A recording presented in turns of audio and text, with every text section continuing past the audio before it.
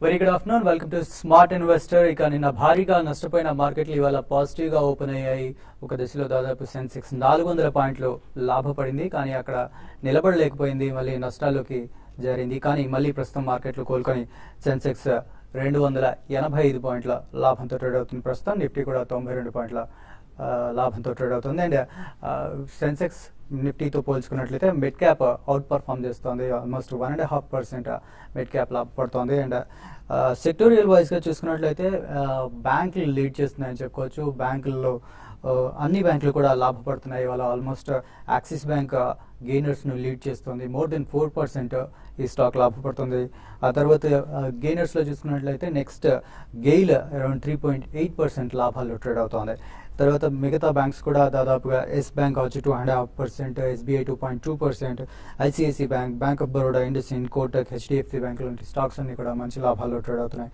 వేరేజ్ హిందాల్కో మాత్రం నష్టాల్లో ట్రేడ్ అవుతుంది. మోర్ దెన్ 3% ఈ స్టాక్ నష్టపోతుంది. ఎన్టీపీసీ కూడా అరౌండ్ 3% నష్టపోతుంది. అండ్ రూపీ ఇవాళ 11 పైసలు లాభపడింది. ప్రస్తుతం 64 రూపాయల 6 పైసల దగ్గర రూపీ ట్రేడ్ అవుతుంది. సో మార్కెట్ చాలా వాలటైల్గా కనిపిస్తుంది. ప్రస్తుతానికి బెడ్త్ చూసుకున్నా కూడా పాజిటివ్గానే కనిపిస్తోంది. 1400 స్టాక్స్ లాభపడుతుంటే అరౌండ్ 900 స్టాక్స్ డిక్లైన్స్లో కనబడుతూ ఉన్నాయి. సో ఇంత వాలటైల్గా ఇవాళ మార్కెట్ ఉండడానికి కారణం ఏంటి, అలాగే మరింత విశ్లేషించిన మనతో పాటు అనలిస్టులు శేషు గారు అండ్ సుందర్ గారు ఉన్నారు. సో శేషు గారు, ఇవాళ చాలా వాలటైల్గా మార్కెట్ కనబడుతుంది. ఉదయం చాలా పాజిటివ్గా కనిపించిన తర్వాత ఇమీడియట్గా నెగిటివ్ జోన్లోకి వెళ్ళింది, మళ్ళీ ఇప్పుడు పాజిటివ్ జోన్లోకి వచ్చింది. సో ఇంత వాలటైల్గా ఎందుకు ఉందంట? అంటే ఒకటే మార్కెట్స్ వాలటాలిటీ ఈ రోజు అని కాదు, మనకి గత ఒక 1 వీక్ 10 డేస్గా ట్రెండ్ గా చూస్తే మార్కెట్ స్టేబుల్ మార్కెట్ అయితే లేదు. ఒక అప్ సైడ్ అయినా డౌన్ సైడ్ అయినా కూడా చాలా హెవీ మూవ్మెంట్స్ చూస్తున్నాము. ఒక 100 పాయింట్స్ అంటే నార్మల్గా డే లాగా అయిపోయింది. కాబట్టి వాలటాలిటీ అనేది ఎక్స్పెక్ట్ చేసిందే. బట్ మరి అంటే మార్నింగ్ చూస్తే 100 పాయింట్స్ నుంచి -30 పాయింట్స్ దాకా, 100 పాయింట్స్ ప్లస్ నుంచి -30కి వచ్చింది. మళ్ళీ ఇప్పుడే లాస్ట్ ఒక 45 మినిట్స్గా చూస్తే మళ్ళీ మార్కెట్స్ వన్ సైడ్ అప్ ట్రెండ్గా రావడం చూసాము. 8200 పైన నిఫ్టీ రావడం చూసాము. అయితే నిఫ్టీ ప్రధానంగా ఎంత స్ట్రాంగ్గా ఉండడానికి కారణం అని చెప్పాలంటే బ్యాంక్స్ అని చెప్పొచ్చు. Bank Nifty and banking stocks దాదాపు అన్ని కూడా పార్టిసిపేషన్ అనేది చాలా స్ట్రాంగ్ ఉంది. మార్నింగ్ ఒక దశలో బ్యాంకింగ్ స్టాక్స్లో కూడా కొంచెం ప్రాఫిట్ బుకింగ్ కనపడినా కూడా మళ్ళీ ఇమీడియట్గా బ్యాంకింగ్ స్టాక్స్ అన్ని కూడా చాలా యాక్టివ్గా మనకి ఆ ట్రెండ్ అనేది కనపడింది. దీనివల్ల ఏంటంటే మళ్ళీ అదర్ కౌంటర్స్లో కూడా కొంత షార్ట్ కవరింగ్ కూడా ఇప్పుడు ఇంటర్డేలో మనం చూసాము. లాస్ట్ ఒక 45-50 మినిట్స్ నుంచి బ్యాంక్ నిఫ్టీ 18,000 పైకి రావడం చూసాము. కాబట్టి నెక్స్ట్ బ్యాంక్ నిఫ్టీకి 18,200 అనేది రెసిస్టెన్స్ అనేది ఫేస్ చేయొచ్చు. ఇక్కడ నుంచి ఒక 150 పాయింట్స్ దాకా నెక్స్ట్ 1 or 2 డేస్లో పెరగడానికి అవకాశం ఉంది. బట్ అయితే ఇంకా ఇంట్రెస్టింగ్ ఏంటంటే ఈరోజు మిడ్ క్యాప్ స్టాక్స్ అనేది పార్టిసిపేషన్ అనేది చాలా బాగుంది. ఈవెన్ నిఫ్టీ కన్నా మిడ్ క్యాపే అవుట్ పర్ఫార్మ్ చేస్తుందని చెప్పొచ్చు. కాబట్టి ట్రేడర్స్ నెక్స్ట్ ఫ్యూ డేస్కి లాంగ్ పొజిషన్స్నే కంటిన్యూ చేయమంటారు. మార్కెట్స్ కొంత ఈ లెవెల్ నుంచి కొంత పెరగడానికి అవకాశం ఉంది. తర్వాత ఈరోజు ఇంట్రెస్టింగ్ ఏంటంటే ఈ మెక్డెవెల్ చాలా స్ట్రాంగ్గా ట్రేడ్ అయింది. 8% దాకా పెరగడం చూసాము. అంటే ఒక బ్యాంకింగ్ స్టాక్స్ని పక్కన పెడితే మిగతా అదర్ కౌంటర్స్లో. అదేవిధంగా కొన్ని స్టాక్స్ రీసెంట్ డేస్లో కొంత వీక్ ఉన్న కౌంటర్స్ అని కూడా ఇప్పుడు ఈరోజు కొంత స్ట్రాంగ్గా రావడం చూసాము. తర్వాత అనిల్ అంబానీకి చెందిన ఏడీఏజీ ప్యాక్లో రిలయన్స్ ఇన్ఫ్రా ఒకటి చాలా స్ట్రాంగ్గా ట్రేడ్ అవుతుంది. అదర్ కౌంటర్స్ కూడా అనిల్ అంబానీ చెందిన కౌంటర్స్ కూడా చాలా స్ట్రాంగ్గా ట్రేడ్ అవుతున్నాయి. బట్ ఓవరాల్ ట్రెండ్ పరంగా చెప్పాలంటే మార్కెట్స్ ఈరోజు స్టేబుల్గానే క్లోజ్ అయ్యే అవకాశం ఉంది. 8,220 ఆ లెవెల్లో క్లోజ్ అవ్వచ్చు. ఇక్కడ నుంచి ఒక 20-25 పాయింట్స్ కూడా పెరగడానికి అవకాశం ఉంది. కాబట్టి ట్రేడర్స్ స్లో అండ్ స్టడీగా లాంగ్ పొజిషన్స్ ఉన్న వాళ్ళు క్యారీ చేయమంటాను. అట్ ద సేమ్ టైం మళ్ళీ ఇక్కడ నుంచి నిఫ్టీ ఒక 1 or 2 డేస్ పెరిగినప్పుడు మళ్ళీ ప్రాఫిట్ బుక్ చేసుకొని మళ్ళీ లోయర్ లెవెల్లో ట్రేడ్ చేయమంటాను. ఏదైనా కూడా మార్కెట్స్ రేంజ్ బౌండ్ ఉండే అవకాశం ఎక్కువ ఉంది. ఈ ర్యాలీ కొనసాగిందంటే మళ్ళీ 8320 ఆ లెవెల్ వరకు పెరగడానికి అవకాశం ఉంది.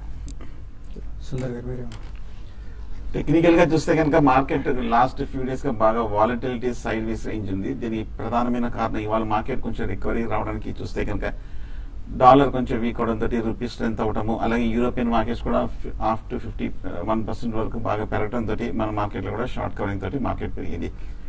ఇప్పుడు ఇంట్రాడే చూస్తే కనుక 8,250 దగ్గర ఫస్ట్ అవర్లో ఒక మేజర్ టాప్ ఏర్పడింది. అక్కడ కొంచెం ఇంట్రాడే రెసిస్టెన్స్ ఉంది. ఆ లెవెల్కి మనం మార్కెట్ రావడం చూస్తున్నాము. ఆ లెవెల్లో కొంచెం ఇప్పుడు రెసిస్టెన్స్ కనిపిస్తుంది. ఈ అప్ ట్రెండ్ ఈ 100 పాయింట్ల రికవరీ ఇంట్రాడే అనేది ఆ 8250 దగ్గర కొంచెం హాల్ట్ అయ్యే అవకాశం కనిపిస్తుంది. ఇంట్రాడే మార్కెట్ అక్కడ 8,250 దగ్గర బాగా పటిష్టంగా స్ట్రెంత్ చూపించి వీక్నెస్ లేకుండా కన్సాలిడేషన్ అయ్యి ఈ లెవెల్ కనుక బ్రేక్ అయిందంటే కనుక మార్కెట్ ఫర్దర్ అప్ ట్రెండ్ రేపు కూడా 8,350 మేజర్ రెసిస్టెన్స్ ని పరీక్షించే అవకాశం ఉంది. 8350 అనేది మనం చూసాము నిన్న మొన్న ఆ లెవెల్కి వెళ్ళి కొంచెం పట్టాము. అలాగే లాస్ట్ 1 మంత్ గా చూస్తే ఇంకా 2-3 మేజర్ లెవెల్స్ ఫామ్ అయింది కాబట్టి సో 8350 ఉంది కీలకమైన ఒక short term trend deciding level. ఆ లెవెల్ కనుక బ్రేక్ అయిందంటే మటుకు అప్పుడే మార్కెట్ ఒక సురక్షితమైన ఒక safe short term up trend వెళ్ళినట్టు అనిపిస్తుంది. సో 8350 అండ్ ఈ 8000 అనేది ఒక మేజర్ బ్యాండ్ ఉంది. ఈ బ్యాండ్ లో ఉన్నంతసేపు మార్కెట్ ఒక సైడ్ వేస్ ట్రెండ్ అనొచ్చు. సో 8350 బ్రేక్ అయ్యే వరకు మనం మార్కెట్ ఒక ర్యాలీ వస్తుందని మనం చెప్పలేం. సో కాబట్టి ఈ లెవెల్లో మార్కెట్ కొంచెం ఇండెసిసివ్గా ఉంది కాబట్టి నా ఉద్దేశం కొంచెం 1 or 2 days వెయిట్ చేసి మార్కెట్లో ఒక క్లారిటీ వచ్చిన తర్వాత పొజిషన్స్ తీసుకోవచ్చు. అప్పటి వరకు ఇది ఒక న్యూట్రల్ జోన్ గా అనుకోవచ్చు. రైట్, కాలర్స్ వెయిట్ చేస్తున్నారు. మన ఫస్ట్ కాల్ కరీంనగర్ నుంచి శ్రీనివాస్ గారు లైన్ లో ఉన్నారు. హలో సార్, నమస్తే సార్. చెప్పండి సార్, నా దగ్గర ఎస్బీఐ, ఐఓబి, ఐడిబిఐ 3 ఉన్నాయి సార్ నా దగ్గర. ఇవి ఇంకా యావరేజ్ చేయొచ్చా సార్ ఈ రేట్ లో? నేను లాంగ్ టర్మ్ కోసం కొన్నా సార్. షూర్. లాంగ్ టర్మ్ కోసం చూస్తే కనుక 3 స్టాక్స్ కొంచెం బాగా పడ్డ స్టాక్స్ అండి. బ్యాంకింగ్ స్టాక్స్ అని కూడా ఎస్బీఐ, ఐడిబిఐ, ఐఓబి 3 కొంచెం పడి ఈ లాస్ట్ 1 week గా చూస్తే కనుక కొంచెం కన్సాలిడేషన్ అయింది. అలాగే లాస్ట్ 6 months గా చూస్తే కనుక ఇది ఒక major medium term long term support దగ్గర కనిపిస్తుంది. ఫండమెంటల్ గా చూస్తే కనుక బ్యాంకింగ్ స్టాక్స్ అన్ని కూడా కొంచెం ఎంపీఎస్ పెరగటము, కొంచెం రిజల్ట్స్ కూడా కొంచెం యావరేజ్ గా రావడంతో కొంచెం బ్యాంకింగ్ స్టాక్స్ లో పెద్ద వాల్యూమ్స్ తో పెద్ద ఏమీ యాక్టివిటీ కనిపిస్తుంది. కానీ ఇవాళ మూవ్మెంట్ చూస్తుంటే మటుకు మళ్ళీ కొంచెం రెన్యూడ్ ఇంట్రెస్ట్ వచ్చినట్టు కనిపిస్తుంది. ఓకే, ఇది ఒక ఫస్ట్ బయింగ్ పాయింట్ గా పెట్టి మీరు లాంగ్ టర్మ్ కోసం బై చేయొచ్చు, మీ ప్రైస్ ని యావరేజ్ చేసుకోవచ్చు. ర్యాలీ వచ్చిన తర్వాత అప్పుడు ఎగ్జిట్ అవ్వచ్చు. నెక్స్ట్ గుంటూరు నుంచి శ్రీనివాస్ గారు ఉన్నారు. Hello sir.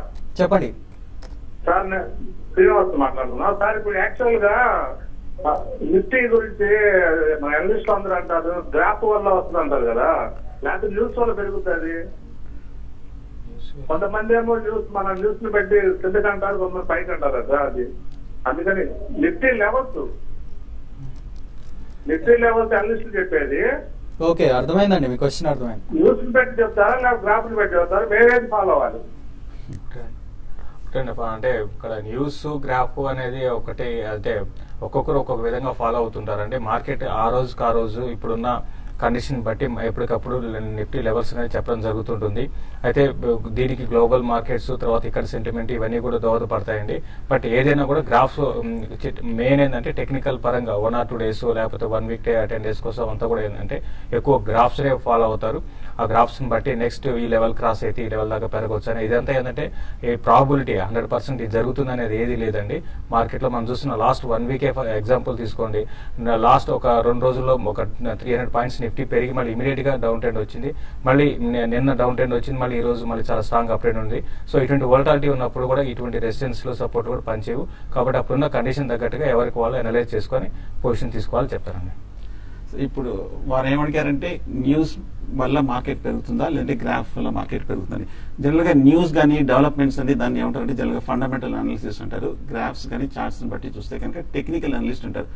2 ఇంపార్టెంట్ అని. కానీ టెక్నికల్ అనలిస్టులు ఏం చేస్తారంటే వచ్చే మార్కెట్ పెరగడం తగ్గడం అనేది డిమాండ్ అండ్ సప్లై బట్టి వస్తుందన్నమాట. ఆ demand and supply, buying and support అన్ని కూడా గ్రాఫ్ ప్యాటర్న్ లో కనిపిస్తుంది. సో అది చూస్తే చాలని చాలా మంది టెక్నికల్ అనలిస్ట్ ఉంటారు.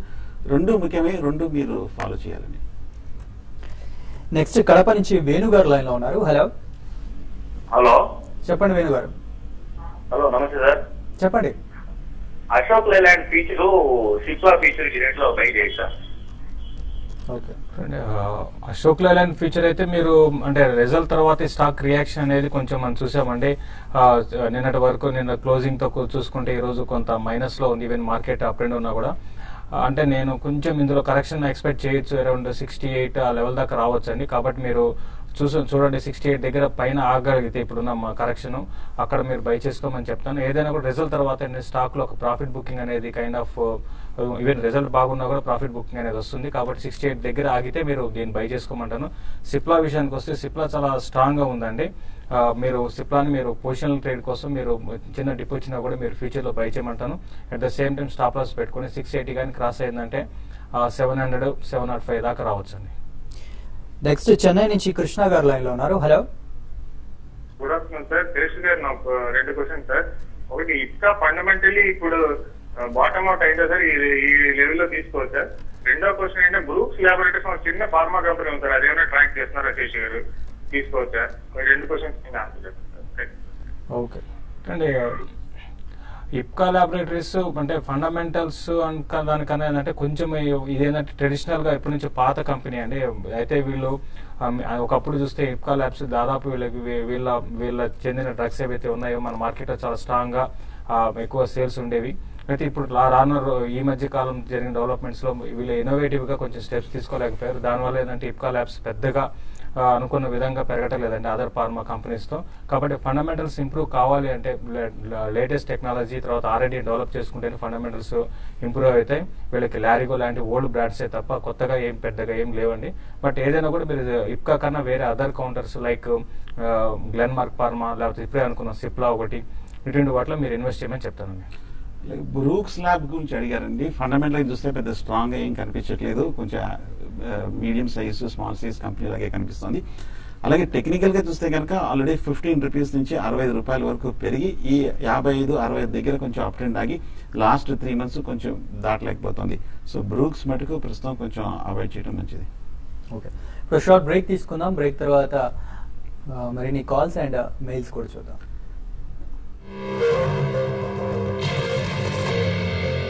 చూస్తూనే ఉండిపోతారు.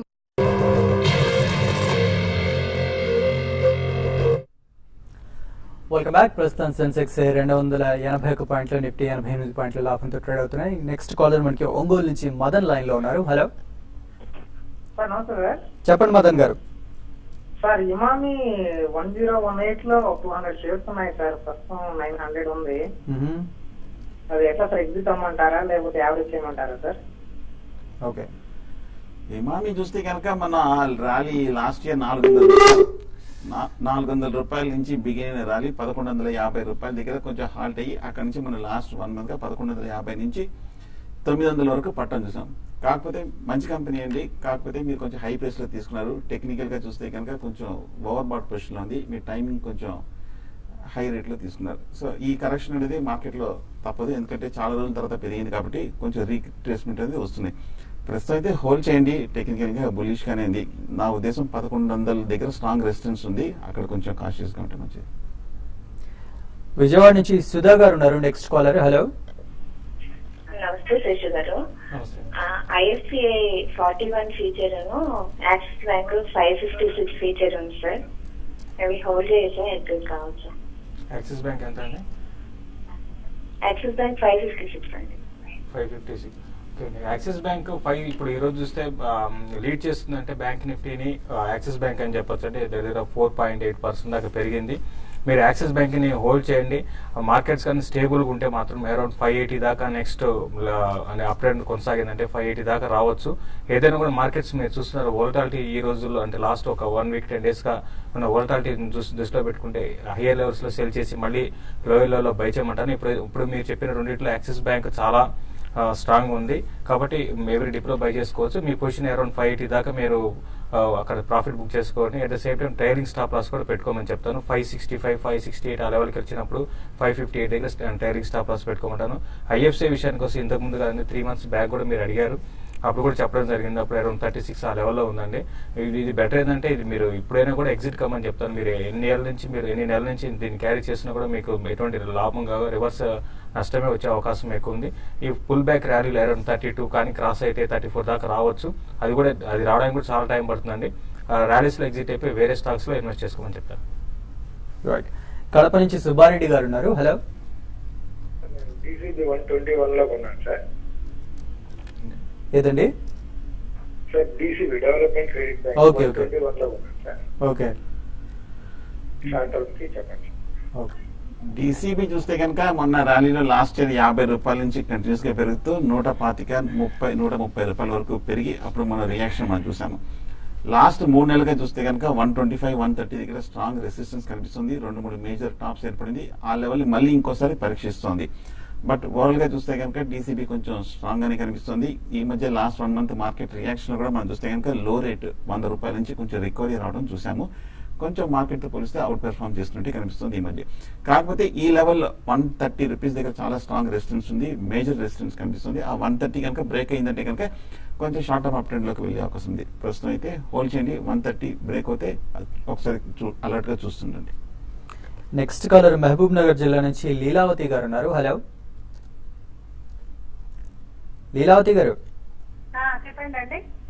అడగండి మీ డౌట్ ఏంటో. వీణావతి గారండి నా పేరు.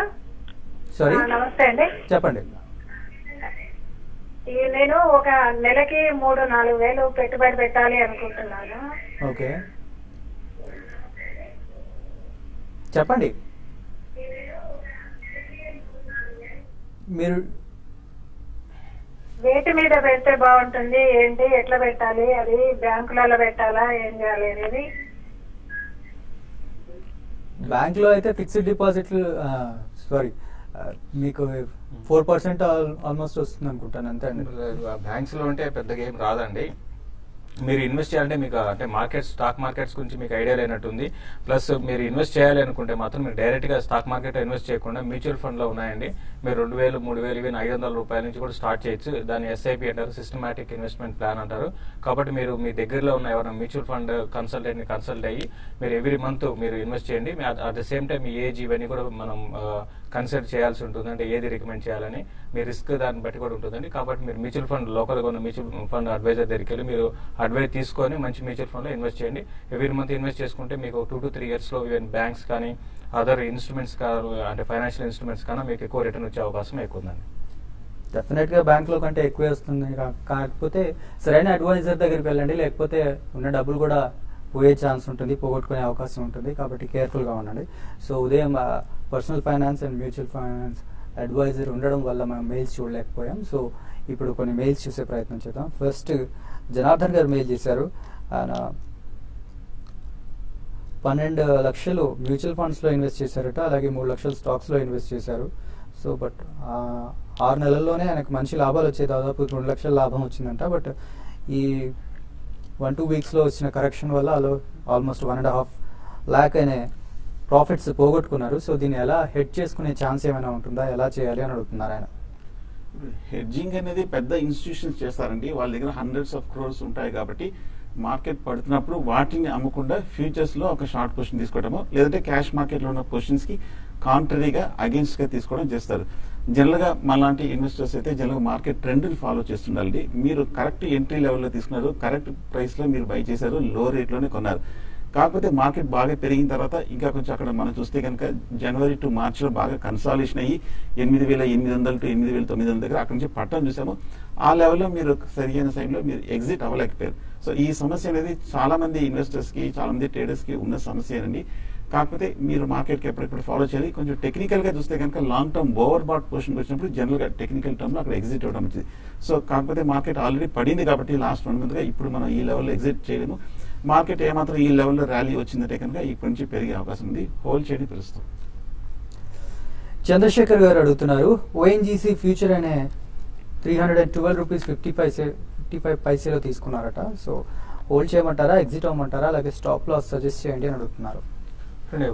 ONGC అయితే మీరు హోల్డ్ చేయమని చెప్తానండి. ఈ రోజు చూస్తే హై నుంచి కొంత కరెక్ట్ అయ్యి మళ్ళీ ఎప్పుడు కొంచెం అప్ ట్రెండ్ ఉంది. ఈ రోజుకి విషయానికి వస్తే 314 పైన సస్టైన్ కాగలిగితే 318 దాకా అంటే న్యూ హైస్ కి రావచ్చు. బట్ ఏదైనా కూడా ఇది పెద్దగా అంటే 1 or 2 days కోసమే హోల్డ్ చేయండి. స్టాప్ లాస్ 308 దగ్గర పెట్టుకొని క్లోజర్ గా 320కి వచ్చినప్పుడు మీరు ఎగ్జిట్ కమ్మని చెప్తాను. 320 కానీ క్రాస్ కాగలిగితేనే నెక్స్ట్ అప్ ట్రెండ్ ఉంటుంది, లేదంటే మాత్రం మళ్ళీ వీక్ అయిపోయి కిందకి రావడానికి అవకాశం ఉంది. 308 దగ్గర స్టాప్ లాస్ పెట్టుకొని ప్రస్తుతానికి హోల్డ్ చేయండి. క్లోజర్ గా మీరు 318, 320 దగ్గర మీరు షార్ట్ టర్మ్ కోసం ప్రాఫిట్ బుక్ చేసుకోమంటారు. పావని రెడ్డి గారు మెయిల్ చేశారు. HDIL 110 లో షార్ట్ చేశారట. సో హోల్డ్ చేయమంటారా, ఎగ్జిట్ అవ్వమంటారా ఇంట్రాడేలో అని అడుగుతున్నారు. HDIL విషయానికి వస్తే ఇంటర్డేలో ఈ రోజు 106 నుంచి మళ్ళీ స్ట్రాంగ్ రివర్సల్ ప్యాటర్న్ ఏర్పడిందండి. ఈ కౌంటర్ చాలా స్ట్రాంగ్ ఉందండి ఉన్న మనకి రియాలిటీ కౌంటర్స్ లో. కాబట్టి దీన్ని అంత నా ఉద్దేశం ప్రకారం ఈవెన్ మార్కెట్స్ వీక్ ఉన్న టైంలో కూడా అప్ ట్రెండ్ ఉంది. కాబట్టి మీరు షార్ట్ ని కవర్ చేసుకోండి, ఎందుకంటే లాట్ కూడా 4000 ఇది ఎంతైనా పెరగడానికి అవకాశం ఉన్న స్టాక్ అండి ఇది. అండ్ సురేష్ రెడ్డి గారు అడుగుతున్నారు, బ్యాంక్ నిఫ్టీ 19,000 కాల్ తీసుకున్నారట 120 రూపీస్ లో, నా ప్రైస్ వస్తుందని అడుగుతున్నారు. హోల్డ్ చేయండి. అంటే మీ ప్రైస్ వస్తుందంటే కొంచెం హై ప్రైస్ లో తీసుకుంటున్నారు. ఈ 2 రోజుల ఫాల్ లో కొంచెం మీ ప్రైస్ తగ్గినట్టు కనిపిస్తుంది. కాకపోతే ఇవాళ కొంచెం మార్కెట్ రైస్ తోటి ముఖ్యంగా బ్యాంక్ నిఫ్టీ బాగా లీడ్ చేయడం తోటి మళ్ళీ మార్కెట్ లో కొత్త హోప్స్ రావడం జరిగింది. ఇవాళ కనుక మార్కెట్ కొంచెం స్ట్రాంగ్ ఉందంటే ఈ నెక్స్ట్ 2 days కూడా మార్కెట్ పెరిగే వస్తుంది. సో ఈ ర్యాలీని యూజ్ చేసుకొని మీరు కొంచెం మీ ప్రైస్ వచ్చినప్పుడు ఎగ్జిట్ అయిపోవడం మంచిది. ఓకే, అశోక్ లేలాండ్ అడుగుతున్నారు, 74 రూపీస్లో తీసుకున్నారట. 74 లో బై చేశారు. సారీ 6500 షేర్స్ 74 రూపీస్లో తీసుకుంటారు. ఓకే అండి, హోల్డ్ చేయండి. అశోక్ లేలాండ్ అయితే ఇంప్రూవ్మెంట్ ఉందండి. ఈ కంపెనీలో ఫండమెంటల్స్ చాలా ఇంప్రూవ్ అయినాయి. లాస్ట్ ఒక 3 క్వార్టర్గా చూస్తే స్టడీగా ఉంది. మీరు ఇంకా అంటే మీ రేట్ వచ్చేసి పెరగడానికి టైం పట్టచ్చు, బట్ ఇమీడియట్ ట్రెండ్ అయితే మాత్రం ఇప్పుడే వీక్ నుంచి అప్ ట్రెండ్కి రావడానికి అవకాశం ఉంది. 72 కానీ క్రాస్ అయిందంటే 280 లెవెల్స్ టెస్ట్ చేయొచ్చండి. గోపీకృష్ణ గారు మెయిల్ చేశారు. ఆయన 4 years కోసం ఇన్వెస్ట్ చేయాలనుకుంటున్నారంట. 7,000 per month. So Amara Raja batteries, Granules India, NCC, ICICI bank or ITC. మీరు చెప్పిన 5 కంపెనీస్ కూడా ఫ్రంట్ లైన్ కంపెనీస్, ఫండమెంటల్ గాను స్ట్రాంగ్ గాను ఉన్న కంపెనీస్. మార్కెట్ ర్యాలీ వస్తే కనుక మంచి ప్రాఫిట్స్ వచ్చే అవకాశం ఉంది. స్టాక్స్ తీసుకొచ్చండి, కాకపోతే ఒక్కసారిగా కాకుండా ఒక్కొక్క మొత్తంగా ఒక 4 టైమింగ్స్ లో డివైడ్ చేసుకొని మీరు ఇన్వెస్ట్ చేయడం మంచిది. సో ఇంట్రాడేలో క్లోజింగ్ ఎలా ఉంటుంది? టుడే క్లోజింగ్ స్టడీగా ఉండే అవకాశం ఎక్కువ కనపడుతుందండి మార్కెట్స్. మరి ముఖ్యంగా యూరోప్ కొంచెం స్ట్రాంగ్ ఉన్నాయి. దీనివల్ల ఏంటంటే ఒక సెల్లింగ్ అబ్జర్వ్ చేసుకొని మార్కెట్ మళ్ళీ లో నుంచి మళ్ళీ రికవరీ కావడం చూసాం. లో నుంచి దగ్గరగా నిఫ్టీ ఫీచర్స్ అయితే చాలా స్ట్రాంగ్ రికవరీ అనేది 120 పాయింట్స్ దాకా రికవరీ చూసాం. నిఫ్టీ ఫీచర్స్ ఈవెన్ 130 పాయింట్స్ అండి. కాబట్టి క్లోజింగ్ కూడా 8240, నిఫ్టీ ఫీచర్స్ 8240 పైన క్లోజ్ అయ్యే అవకాశం ఉంది. క్యాష్ నిఫ్టీ 8220 పైన క్లోజ్ అయ్యే అవకాశం ఉంది. కాబట్టి లాంగ్ పొజిషన్స్ క్యారీ చేయమంటాను. అట్ ద సేమ్ టైం ఎక్కువసేపు ఉంచకుండా అంటే నెక్స్ట్ 1 or 2 days లో మళ్ళీ ప్రాఫిట్ బుక్ చేసుకోవడానికి అవకాశం వస్తుంది. అప్పుడు ప్రాఫిట్ బుక్ చేసుకోమని చెప్తాను. ఓకే, ప్రస్తుతం సెన్సెక్స్ 300 పాయింట్ల లాభంతోనూ, నిఫ్టీ 94 పాయింట్ల లాభంతోనూ ట్రేడ్ అవుతుంది. ఇది ఇవాళ హిటాచీ ప్రెజెంట్స్ స్మార్ట్ ఇన్వెస్టర్.